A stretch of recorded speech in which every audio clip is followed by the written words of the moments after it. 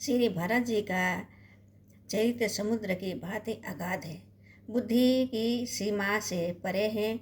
लोक आदर्श का ऐसा अद्भुत सम्मिश्रण अन्यत्र मिलना कठिन है। भ्रातृ प्रेम की यह सजीव मूर्ति थे। ननिहाल से अयोध्या लौटने पर जब इन्हें माता से अपने पिता के स्वर्गवास का समाचार मिलता है, तब ये शोक से व्याकुल होकर कहते हैं, मैंने तो सोचा था कि पिताजी श्री राम का अभिषेक करके यज्ञ की दीक्षा लेंगे, किंतु मैं कितना बड़ा अभागा हूँ कि वे मुझे बड़े भैया श्री राम को सौंपे बिना स्वर्ग सिधार गए। अब श्री राम ही मेरे पिता और बड़े भैया हैं, जिनका मैं परम प्रिय दास हूँ। उन्हें मेरे आने की शीघ्र सूचना दे, मैं उनके चरणों में प्रणाम करूँगा। अब वे ही मेरे एकमात्र आश्रय हैं।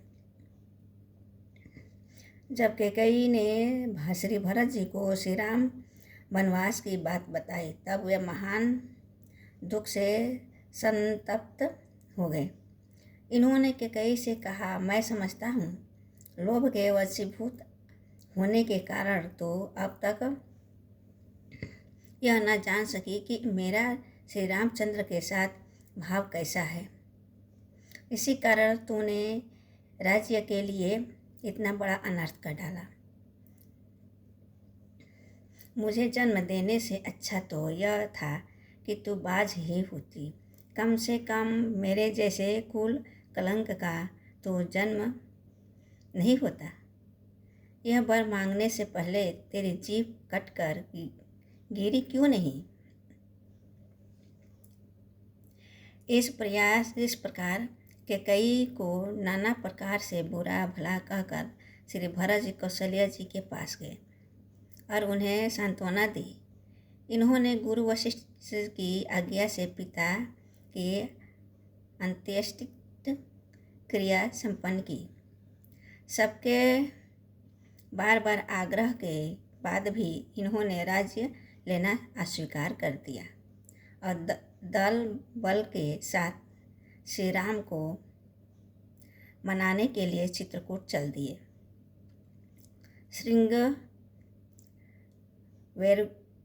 श्रृंगवेरपुरम में पहुंचकर इन्होंने निषाद राज को देखकर रथ का परित्याग कर दिया और श्री राम सखा गुह से बड़े प्रेम से मिले। प्रयाग में अपने आश्रम पर पहुंचने पर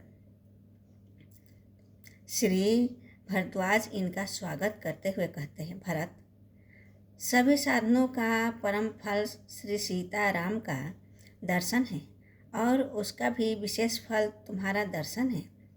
आज तुम्हें अपने बीच उपस्थित पाकर हमारे साथ तीर्थराज प्रयाग भी धन्य हो गए। श्री भरत जी को दल बल के साथ चित्रकूट में आता देखकर श्री लक्ष्मण को इनकी नीयत पर शंका होती है। उस समय श्री राम ने उनका समाधान करते हुए कहा, लक्ष्मण, भरत पर संदेह करना व्यर्थ है।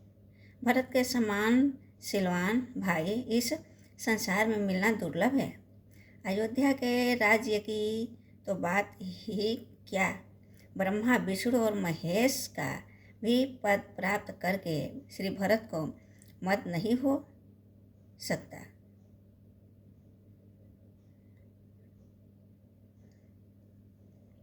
चित्रकूट में भगवान श्री राम से मिलकर पहले श्री भरत जी उनसे अयोध्या लौटने का आग्रह किया।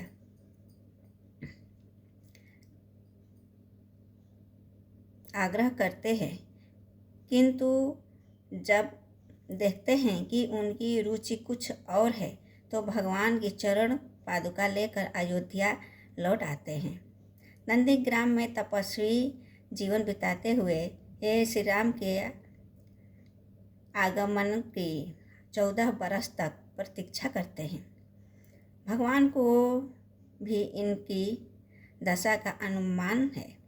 ये वनवास की अवधि समाप्त होते ही एक क्षण भी विलंब किए बिना अयोध्या पहुंचकर इनके विरह को शांत करते हैं। श्री राम भक्त और आदर्श भ्रातृ प्रेम के अनुपम उदाहरण श्री भरत जी धन्य हैं। जय श्री राम।